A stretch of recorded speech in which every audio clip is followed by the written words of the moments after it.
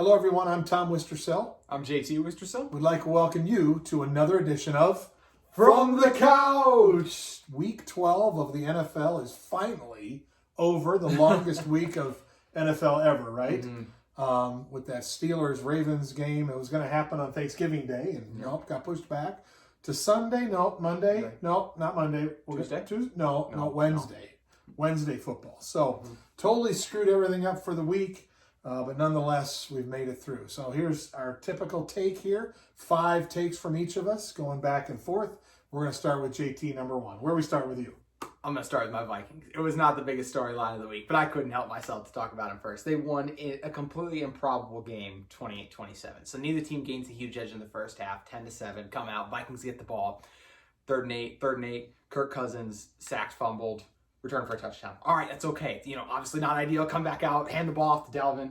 He gets stripped and fumbled. Both returned by Jeremy Chin. I doubt that's ever happened in NFL history. The same player returning the touchdown. And Dalvin goes down.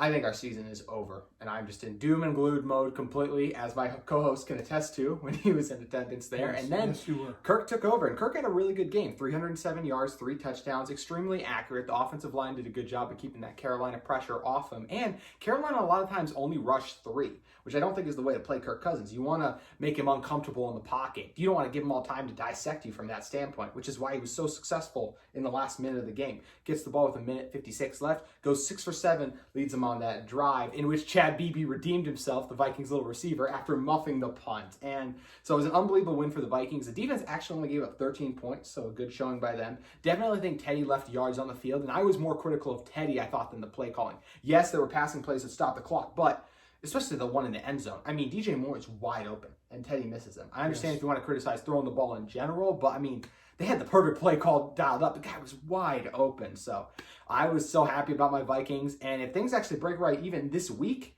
they're in the 7th seed in the playoffs, which a few weeks ago when I buried them seems improbable.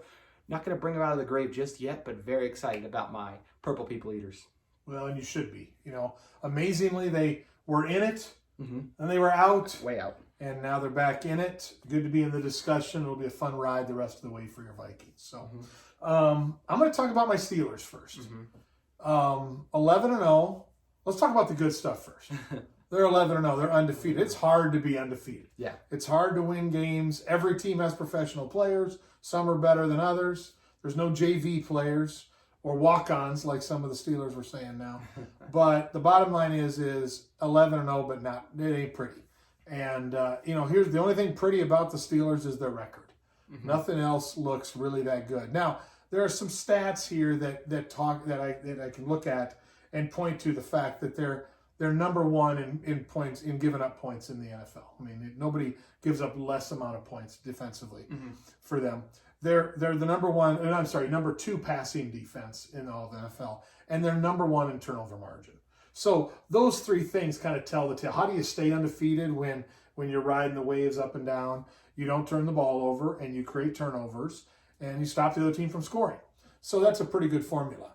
But my word, I think, I saw a stat today, there were 13 teams ever in the NFL that are 11-0. This might be the worst 11-0 team that I can remember. Well, I remember the Patriots being the last team that were 11-0, and they just looked prettier. I mean, they just, Brady had them rolling and that. I guess I'm all in on the Steelers because when they have veterans, they find a way to win, and defensively they make plays, and they've got playmakers there. Losing Bud Dupree with the ACL tear, that's going to hurt them. They play the Redskins, pretty quick turnaround now on Monday. I'm sorry, not the Redskins, the Washington football team on Monday before they set up their trip to Buffalo Bills, which I think will be a great game. So we'll wait and see. Roethlisberger put it perfectly. The goal is not to go undefeated. The goal is to win the Super Bowl. So I'm excited, but I'm certainly not satisfied. And I love Tomlin after the game basically saying we sucked. But we found a way to win. So I don't know. What were your thoughts? Yeah, I mean, it's a Tomlin's thing, like you said, or Ben's, I'll say, because you said no team ever. It's like their goal is to go undefeated. But Every single week, your goal is to go 1-0. Every single level of football you play, coaches preach going 1-0 that week. So I think your Steelers can continue to do that and have a good chance. Yeah, you mentioned it. The offense is very shaky at times. The receivers are so up and down. Deontay Johnson, Chase Claypool, high plays. They drop the pass. Same with Eric Ebron. Offensive line, good job at pass protection. You got some crafty veterans there from knowing the ins and outs of the game. But then run blocking, it's a disappointment. Some of that is on the young backs too. Mm-hmm. And then defensively, it's awesome. But the Dupree injury does suck because teams can give a little more attention to TJ Watt. Not too much, though, as long as Stephon Tuitt comes back healthy. So still in a great position, but I totally get what you're saying. We'll see. Be fun to watch. Okay, number 2, JT. We had a lot to be thankful for last week on Thanksgiving, and Deshaun Watson does not have a lot to be thankful for. But I am thankful that I've gotten to watch Deshaun Watson play football the last few weeks, and especially on Thanksgiving, where he absolutely carved up the Lions like a Thanksgiving turkey. 41-25, they beat the Lions, and he passed for 318 yards and 4 touchdowns. He continued to shine, going to Will Fuller a lot. That's something he won't be able to do over the rest of the season, which is why I definitely wanted to talk about him today, because we're not going to be talking about him much of the rest of the season. With Brandon Cooks as your number 1 receiver at this point in his career, I just don't think that's a sustainable success on offense. So they'll be in trouble there. But over his last 6 games, Watson, after that rough start the team had and the offense had, completing 71% of his passes, 16 touchdowns with 0 turnovers, and they're second to last in the NFL in rushing the ball. So he's doing this with no run game. Offensive line's pretty good in pass protection, but he's incredible. Just the plays he makes off schedules. I don't know if he's his team's leading rusher, but he's right up there with his ability to extend the chains, buy in time. He can be accurate. He has moments of inaccuracies, but I just love watching Deshaun Watson play, and I was really thankful to watch him play on Thanksgiving. Really quickly for the Lions, I thought they made the right decision firing their general manager and Matt Patricia. And is Matt Stafford a Lion next year? I think so. You do? I do. I think I think it's rejuvenated with a new coaching staff, and maybe he can get a little bit of help. And he's in the upper half of quarterbacks in the NFL. It's hard to find those guys. Mm-hmm. I agree. Yeah, I'm interested to see. It seems like it may have run its course, but Matthew Stafford's type caliber of players don't grow on trees. Yeah, good point. So, all right. Speaking of being thankful, I'm thankful I get to watch Aaron Rodgers play football. That makes fun of us. I know you can't be a Packers fan, but as I think I've mentioned on this show before, Aaron Rodgers is the best thrower of the football I have ever seen. Mm-hmm. Mahomes is great, don't get me wrong, but we'll wait and see on him. Rodgers, it's amazing what he can do. The Packers roll along. They're 8-3 right now. Really, their only tough game left on the record is against the Titans. Mm-hmm. You know, they just play the Lions and others. They got some easy games coming up, and I think right now they're the favorite in the NFC because we're not sure about Drew Brees. And the Saints are not going to be able to win playoff games with Taysom Hill. I just don't think it's going to happen. So I think right now the Packers are the favorites in the East. They rely heavily, obviously, on Aaron Rodgers. Mm-hmm. The rushing game has been pretty good. Defense has been average, probably not as good as they thought it was going to be, but they do lead the league in points per game. You know, it's amazingly they're 0.1 per game more than the Chiefs. Yeah.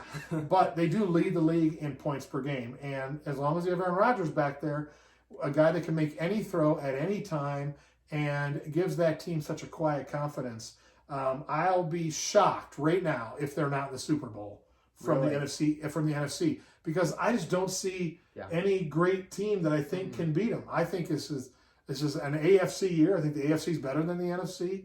And so, to me, it's the Packers. Their option to win or lose the rest of the way. So, I don't know. What do you think? I'm not a huge guy. I'm not in on the Packers, and it's not just because I'm a Vikings fan. I mean, I see a team that almost lost to the Jags a few weeks ago like that. They play down the level of their competition at times. I worry about those receivers outside of Devontae Adams because, like you said, they're so high up in points per game. But these guys haven't accomplished anything outside of their career. It's just Rodgers propping these guys up, making the big-time throws, making the big-time plays. They can rush the passer. They do it exceptionally well, and Jair Alexander is one of the best corners in the league. They still have a poor run defense. If they had to play a team like the Minnesota Vikings, who loves to run the ball, the Saints as well, I think, could give them some trouble. Maybe even if Hill's at quarterback, because I think they could have a lot of success running against Green Bay. I'm not as high on the Packers, personally. I think that it would be the Saints for me right now still, because I think Brees' injury in some ways could be a blessing in disguise in terms of he's resting up, he's fallen off in years past a little bit as the season wears on. So I'm still on the Saints, but it's always hard to doubt Aaron Rodgers. No doubt. So, all right, what's next for you? The Chargers just continue to do the dumbest stuff when they have opportunities to win a game. So go to Sunday against the Bills. They're actually doing they kept it close early, which is crazy considering they were down 17-6 at halftime. They punted on 6 of their 7 first half drives, so not a great start early. And the Bills had 3 turnovers in a span of 7 plays in the second half. So that's a lot. Josh Allen, this is what you get with him. He just goes up and down. But they only scored 3 points off those turnovers. Bills defense is playing a little better, but either way. So struggling all game long. They start to get some stuff going late, and they end up being down 27-17, getting the ball back with 3:26 to go. They try to go on a really long drive. They get stalled. They end up on 4th and 27 after a pass interference call. And Herbert actually completes it to his receiver down on the 2-yard line, so they get it there. So they're running down the field. Do you think they're going to spike it? No. They decide we're going to run the ball. Yes, is it 27-17 and it's improbable they're going to win the game? Yes, but what NFL team does not spike the ball in this situation so they could have more time for the chance at the onside kick if you get the ball and to kick the field goal to go to overtime here? But they run the ball, get nothing. They throw a pass. They actually get roughing the passer so they get another chance. And then what do they decide to do? We're going to try a QB sneak. Completely failed. It was a horrible job by Anthony Lynn. He's on the hot seat because of this. They are a team who is the top 12 they have top 12 defense and a top 5 offense statistically. And they're 3-8. So they got a lot of issues there. And I think a lot of that falls on Lynn. This team is so talented, and it's another disappointing loss for them. Also, really quick, Joey Bosa had an unbelievable game. 3 sacks, 6 tackles for loss, complete animal, best player on the field. But the Chargers got issues they got to resolve. And he was mic'd up for the game, so he was good clips from that. Awesome. So, good stuff there. So, all right, I'm going to talk about the biggest fiasco that I saw all season, and that was the Denver Broncos this past weekend. So, so you're going to throw the guy out there who never started a game in college, was a backup at Wake Forest. Poor guy. I think they came out in Wildcat for their first couple series with Lindsey. Yeah, he ends up getting hurt. Yeah. And so, obviously all the quarterbacks got quarantined, COVID issues. They had no quarterbacks. They wanted to bring like one of their offensive quality control coaches in to play quarterback. The NFL said, no, you can't do that. You got to put somebody off your roster. I mean, it's just really sad what happened. It was kind of an embarrassment to the league because the game was awful to watch. I think they only got across midfield once, if I remember correctly. Possibly. I know they only completed 1 pass. They completed 1 pass, and so that's not good. They are second to the bottom in the league in scoring, and that was with healthy quarterbacks. And you take away the quarterbacks, obviously it's not good. Unfortunately, welcome back. They have some quarterbacks. They get to play the Chiefs this week. Yeah. So it's not going to get easier. But what it shows to me is the different levels of teams and how they're managing the COVID restrictions differently. Some are doing it better than others. The Ravens obviously not doing it the right way. The Broncos not doing it the right way. But others are doing it the right way. And so, I'm glad we have football being played. I just hope that the teams would take it a little more seriously. We wouldn't have all of these juggles of games and moving dates and times and just trying to piecemeal the schedule together. And, I don't think, an increase in injuries is happening because of it, but it's making for some ugly games, like the Steelers-Ravens today. Ravens were playing with half their team. The Steelers played like the Ravens were playing with half their team because they looked like they were not interested. So just disappointing, and the Broncos were the worst I've seen. I hope that doesn't happen again. Yeah, the NFL was very stubborn. They said, no, we laid out the guidelines. You didn't follow them. We're keeping the game on time. Well, NFL, your product suffered because of it. And that's one thing I think they're going to have to look at is moving. I think they should have played the game on Monday. I think going forward, they should do that so the product isn't so unwatchable, like you just said. It was a fun gimmick early on. And then you start to realize the Saints are rolling them. And Hill only completed 9 passes, I believe. They had 10 combined passes, lowest almost ever. So, yes, total fiasco that game. Bad. Really bad. So, all right, where are you going, JT? From the worst quarterback performance we've seen to the best. I have been on the Russell Wilson for MVP hype train for too long. I got to jump ship and get on the Patrick Mahomes, yacht, jet, whatever you want to call it. He's unbelievable. He's so spectacular. Dicing up Tampa Bay. Obviously, Tyreek Hill had a lot to do with that. We'll get to him a little later, but he is just, they're 10-1. They'd be getting so much more hype if it wasn't for 11-0 from a record standpoint, I think. He also has the second and third guy in receiving yardage in Travis Kelce and Tyreek Hill. Now, obviously, those guys are incredible players too, but They didn't do that under Alex Smith, just for example. He completely maximizes their talent. There's no throw he can't make. He is just unbelievable to watch out there. He can buy time, scramble. He's just incredible. So I really enjoy watching him play. They got Sammy Watkins back, making that offense even more terrifying. They continue to shred teams. I'm stunned they aren't the top offense in the league, so credit to Aaron Rodgers for doing that, who I think is at this point also should be at least runner-up. Derrick Henry's in there too after his phenomenal performance, but I've been so impressed by Patrick Mahomes, and I give them a lot of credit. Also thought their defense played pretty good in this game. There were times they gave some yards, yes, but they made it hard for the Tampa offense early, and getting those 2 big turnovers late were huge for them, picking off Brady twice. And really quick for Tampa, they need to figure out their offense. I think there's kind of a push-pull right now. Bruce Arians, this is what I want to do. Brady's like, no, this is what I do, which is what leads to Brady still over-relying on Gronk sometimes, I feel like, or maybe even AB. I know he does a decent job spreading it out, but there's times this offense stalls, and they got to figure their stuff out. Their defense played really well in the second half. I mean, the Chiefs only got to 27 points, which sounds like a lot, but when you consider how Tyreek Hill went off, it's actually kind of a low amount. So they got to figure their stuff out, but Mahomes is clearly the MVP. Until somebody beats the Chiefs, they're the best team, and Mahomes is the best quarterback right now, and the leader in the MVP. So, yeah. All right, JT, you know that Pittsburgh is number 1 in scoring defense. Do you know who the number 2 team in scoring defense is? My guess would be the Colts. No. You got one more guess. I will go with I was going to say the Ravens. Good guess. It's the Miami Dolphins. Yeah, not what I guessed. Let's talk about the Miami Dolphins for a little bit. To me, as I look through the NFL, to me they're the biggest surprise. For sure. And they're 7-4. Now they need to get Tua back and be healthy. The Fitzmagic thing's only going to last for so long. Mm-hmm. But nonetheless, they find ways to win, and they're doing 2 things. Obviously, they're scoring defense. They're 2nd in the league in scoring defense, as I said, and they're 5th in turnover margin. So they're not turning the ball over, and they're getting turnovers, and they're not giving up points. And that's how you can play a rookie quarterback, kind of bring them along through the season. All the credit in the world to their coaching staff and what they're doing.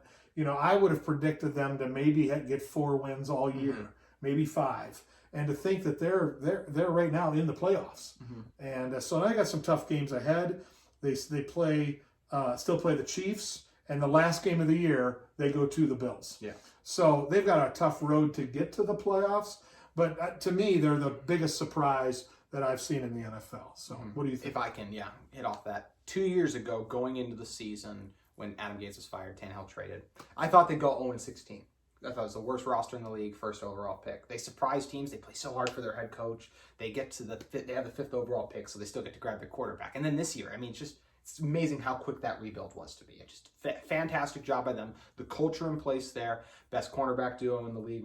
The defense is the main story. The offense is just don't screw it up, which is why Tua is the starter there. And they got a pretty good front 7 too. So all the credit in the world to that Dolphins team. And yeah, this year they'll probably miss the playoffs, but next year they'd be a pretty good bet, especially in Tua's 2nd season to get in there. Absolutely. So, all right, last point, JT. Where are we going? I'm going to talk about just in general defensive coordinators who decide, I'm going to leave my corner on an island against this guy because he's really good. Well, there's 2 guys in the NFL now I think you cannot do that with. Number 1 is Tyreek Hill. And he absolutely went off, obviously, 269 yards, 3 touchdowns. And that poor Carlton Davis was left on an island. And it's just when you don't play single safety high like that, because it's just Mahomes this way, back to Hill like that. It's too easy. I think you just need to incorporate that in.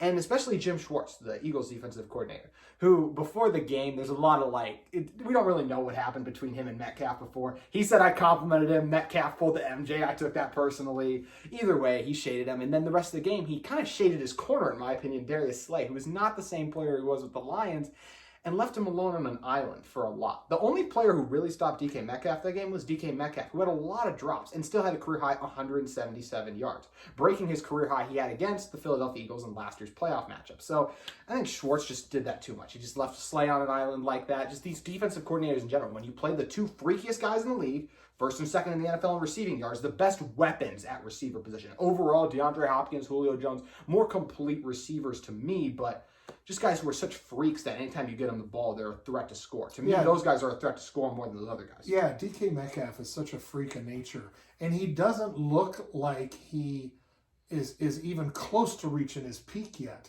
He doesn't look natural running a lot of routes. When he jumps for a ball in the air, he doesn't look smooth. Yeah. He tries looks to catch with his body somewhat robotic, and that is what's God, his ceiling, I think, is so high that, you could go out on a limb and say, he could be talked someday about being amongst the conversation of the best receiver, like a Randy Yes. Moss type. I mean, he's that big and that strong. He's bigger than Moss, stronger than Moss, not as fast. Yeah. But pretty close. fast. But pretty close. So, I think it's amazing. And Tyreek Hill, maybe the fastest player that's ever played in the NFL. Yeah. As far as football speed goes. I don't know what his 40 time is. Maybe there's others that ran Yeah. faster. But when you see him on the field, the only other player like him that I remember telling you about him, that's the way Deion Sanders looked like in his peak. That everybody was fast on the field and he just ran away from everybody whenever he got open. So Tyreek Hill's the same way. So don't leave those guys on an island, those poor corners. Yeah, just don't do it. As much special as those guys are, it's just too much open field to defend when you get guys who are that freaky. Yeah. So, all right. So my final point is I want to talk about the playoffs a little bit from this angle, JT. Does home field matter in the playoffs? When there's no fans there and there's no energy, does it really matter? And here's my answer to that is no. And here's why. I think players have a tendency a lot of times to relax at home. They feel like we're at home. This is going to be great. Our fans are going to be juiced. We're going to be ready to go. And then we're going to play. And maybe they're not at their peak. This year, I think the road team still feels like it's still a road trip. They're still in a hotel they haven't been in. They're still walking into a stadium they don't know. So they still got to get that edge. And I'm not sure home field advantage really matters that much unless you're playing outdoors in the weather. Yeah. And that's where it could matter. The dome teams, home, away, you pick a dome, they probably all play the same. But if you have to go to Buffalo or Lambeau Field in December and January, then maybe it still matters. But I don't know. I just don't think it matters as much this year. What do you think? It undoubtedly matters less than it has in years past to me, for sure. I think it matters slightly a little, but still, I think there's just something nice about staying in your area, staying in your normal routine, like you go to your home. It's a regular. I just think home weeks are a little easier than travel weeks. I think the whole process of traveling on a plane, you're in a hotel sometimes. I just think that makes it still a little bit harder, but I totally agree with you in the past, like years past, like just away crowds. It makes it brutal. Silent count, all that kind of stuff. Quarterback offenses have to go into. It's not a factor. So I don't think it'll play a huge factor. And I don't think it's crazy to say we should see more playoff upsets depending on seeding. It just won't be as much a factor this year. Yeah. So anyway, much to come, much to watch on that as we roll along in the NFL season, and hopefully you enjoyed our trip through Week 12 in the NFL, and we'll look forward to next week when we'll be reviewing Week 13 on another edition of From the Couch. We'll see you next time.